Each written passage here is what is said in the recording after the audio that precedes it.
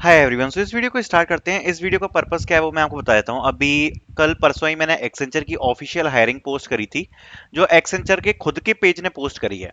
अब देखो, एक्सेंचर को लेकर आप लोग भी थक गए होंगे और मैं भी थक चुका हूँ। लगातार आप लोगों के बहुत सारे मैसेज और डाउट आते हैं एक्सेंचर से रिलेटेड, तो इस एक ही वीडियो में मैं आपको सारी चीजें बताने वाला हूँ, सब कुछ क्लियर कर दूंगा जितना मुझे समझ में आया एक्सेंचर के बारे में। सो स्टार्ट करते हैं। सबसे पहले बात करते हैं कि एक्सेंचर की यहाँ पर देखो दो प्रोफाइल होती हैं, पीएडीए एएससी ये वाली होती है बी बीटेक और एमसी वालों के लिए। एसएससी मेजरली होती है बीएससी बीसीए के लिए। आप कह सकते हो जिनको 4 ईयर ग्रेजुएशन प्लस है उनको पीएडीए या एएससी मिलती है, मतलब पैकर्ड एप्लीकेशन डेवलपमेंट एसोसिएट या एसोसिएट सॉफ्टवेयर इंजीनियर, और सिस्टम एंड सर्विसेज एसोसिएट वाली पोजीशन मिलती है बीएससी एंड बीसीए वालों को, जो कि 3+ ईयर ऑफ ग्रेजुएशन होता है। ठीक है, तो ये दो अपन की प्रोफाइल होती है, इसमें आप अपने अकॉर्डिंगली अप्लाई करते हो। अब जो मेन चीज है, देखो मैं एक्सेंचर की आपको लिंक तो डिस्क्रिप्शन में प्रोवाइड करा दूंगा, आप उससे चेक कर सकते हो जो मैंने वीडियो डाली थी। बट अब जो मेन चीज है, अपन हायरिंग की बात कर रहे हैं, वो ऑफिशियली पोस्ट करी गई एक्सेंचर से। लेकिन ऑफिशियली पोस्ट करे जाने के बाद भी लोगों को अप्लाई में कुछ ना कुछ इशू हो रहा है। सो उसको मैं यहाँ पर उसके बारे में बात करने वाला हूँ, कैसे क्या अपन का रहता है इसमें। ठीक है, सबसे पहले फर्स्ट प्रॉब्लम क्या आ रही है ज्यादातर लोगों को, reloading page when trying to log in. ठीक है, ये काफी लोगों को इशू आया है। सो पहला क्वेश्चन यही है कि जब अपन क्लिक करते हैं, जब लॉग इन करते हैं एक्सेंचर में, तो पेज रिलोड हो जाता है और जो फॉर्म है वो ओपन नहीं होता। तो देखो इसका एक सॉल्यूशन है। इसका सॉल्यूशन सिंपल है, use I don't have any account option to apply in any case. तो देखो, अगर आपका एक्सेंचर में पहले से अकाउंट है तो आप लोग क्या कर रहे हो, लॉग इन करने की कोशिश कर रहे हो। आपको लॉग इन नहीं करना है, ये मैं आपको बता देता हूँ। चाहे आपका अकाउंट है, चाहे आपका अकाउंट नहीं है, कोई फर्क नहीं पड़ता। आपको चूज क्या करना है, आई डोंट हैव एनी अकाउंट, ये वाला ऑप्शन आपको चूज करना है जब आप अप्लाई करोगे। ठीक है, तो पहला प्रॉब्लम आई थिंक आप लोगों को यह सॉल्व हो गया होगा। तो जिन लोगों का पेज रिलोड हो रहा है ना, आप बस इस वाली चीज को यूज करो और आपकी प्रॉब्लम सॉर्ट हो जाएगी। दूसरी प्रॉब्लम है ऑलरेडी रजिस्टर्ड। अब कई लोगों को ये इशू आ रहा है ऑलरेडी रजिस्टर्ड, तो जब वो अप्लाई कर रहे हैं, तो देखो ये कोई भी इशू नहीं है। अगर आपको ऑलरेडी रजिस्टर्ड आ रहा है तो अब आपको यहाँ पर कुछ भी नहीं करना है, मतलब आपकी जो एप्लीकेशन है वो एक्टिव है। अब एक्टिव एप्लीकेशन का क्या मतलब होता है, तो देखो एक्सेंचर ये बोलती है कि एक टाइम पर एक्सेंचर में आपकी एक ही एक्टिव एप्लीकेशन हो सकती है, अनटिल एक्सेंचर उसको रिजेक्ट ना करे। अब इसका मतलब क्या है, मैं आपको समझा देता हूं। तो देखो, अगर आपने पहले कभी एक्सेंचर में अप्लाई कर रखा है तो वो आपकी एक्टिव एप्लीकेशन है। अगर आपको उसमें रिजेक्शन नहीं मिला है तो वो आपकी एक्टिव स्टेट में रहेगी। दूसरी चीज, अगर आपको उसमें रिजेक्शन मिल चुका है, ठीक है, मिल चुका है, तो उसके बाद एक्सेंचर चेक करती है 6 मंथ्स का कूलिंग पीरियड। ठीक है, 6 महीने का कूलिंग पीरियड चेक करेगी। अगर 6 महीने में लास्ट में आपने अप्लाई नहीं किया होगा तो आप अप्लाई कर पाओगे। और अगर ऑलरेडी अप्लाइड आ रहा है, मतलब आपकी एक्टिव एप्लीकेशन है, तो आपको यहां पर कोई भी टेंशन लेने की जरूरत नहीं है। Your application is active, you don't need to apply again. When hiring will start you will get mails phase wise. तो देखो, मैं आपको 2023 का सिनेरियो बताना चाहता हूँ। 2023 में कई लोग थे जिन लोगों ने एक्सेंचर में रजिस्ट्रेशन कर दिया था 3-4 महीने पहले से, उनका रजिस्ट्रेशन हो गया था, लेकिन उनको कोई भी मेल या टेस्ट नहीं आए थे। जैसे ही एक्सेंचर की हायरिंग स्टार्ट हुई, उन लोगों को टेस्ट वगैरह आना स्टार्ट हो गए। उनके में भी यही ऑलरेडी रजिस्टर्ड ही दिखाता था।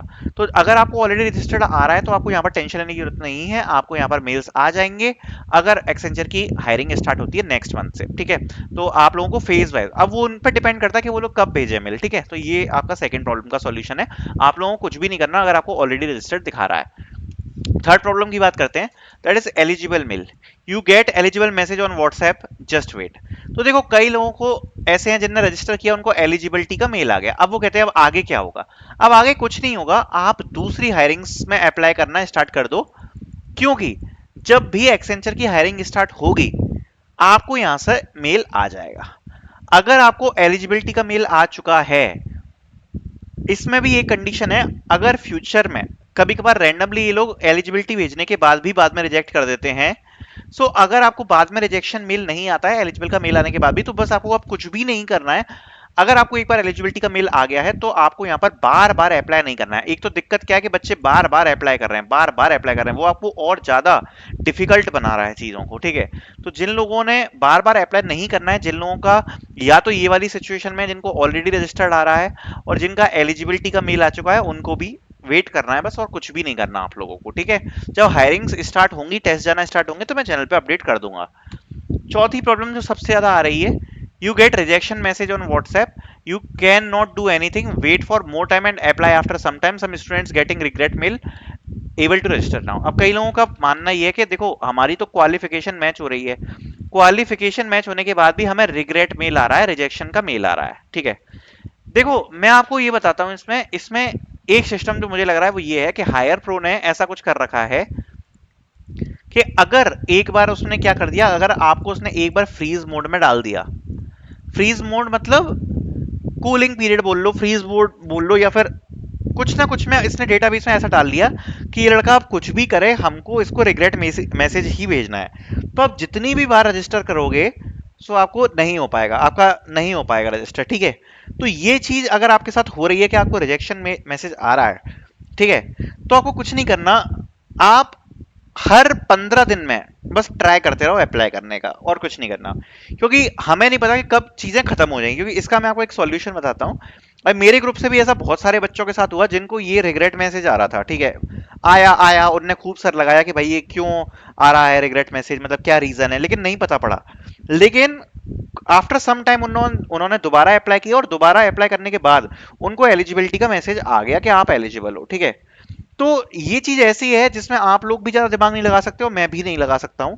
अगर आपको रिजेक्टेड का मैसेज आ रहा है, रिजेक्शन का मेल आ सकता है, तो वेट करने के अलावा यहाँ पे दूसरा कोई भी चांस नहीं है, ठीक है। अब आगे आते हैं प्रोसेस की। So whenever process will start, they will start sending mail for mock test, ठीक है। तो यही मेन चीज है कि देखो अगर आपको एलिजिबिलिटी का मैसेज आ चुका है, फेजेस में कंडक्ट होती है एक्सेंचर की हायरिंग, बहुत धीरे धीरे मल्टीपल फेजेस होते हैं, एग्जाम पूरे महीने चलते हैं, तो धीरे धीरे ये लोग क्या करते हैं ना, मेल्स भेजते हैं, मॉक असेसमेंट सबसे पहले आपको आएगा, मॉक असेसमेंट आने के बाद ये लोग आपको फिर एक्चुअल असेसमेंट भेजते हैं, ठीक है। और एक्चुअल असेसमेंट आने के बाद आपका फिर मल्टीपल आपके टेस्ट होते हैं, 2 टेस्ट होंगे, फिर कम्युनिकेशन टेस्ट होता है, फिर उसके बाद इंटरव्यू शेड्यूल होते हैं, ठीक है। तो ये प्रोसेस रहती है। अभी देखो एक्सेंचर ने ऑफिशियली पोस्ट किया था लिंक्डइन पे, तो अब मेरे हिसाब से यहाँ पर हायरिंग स्टार्ट हो जाएगी मेरे हिसाब से अप्रैल से, ठीक है, अप्रैल से हायरिंग स्टार्ट हो जानी चाहिए, क्योंकि अभी तो एक्सेंचर की हायरिंग फ्रीज मोड में चल रही है, ऐसे ऐसे की हायरिंग हुई थी फरवरी में, सो ये स्टार्ट हो जाएंगी दोबारा, ठीक है। सो ये सारी डिटेल्स आई होप आपको पसंद आई होंगी। Thank you so much for watching.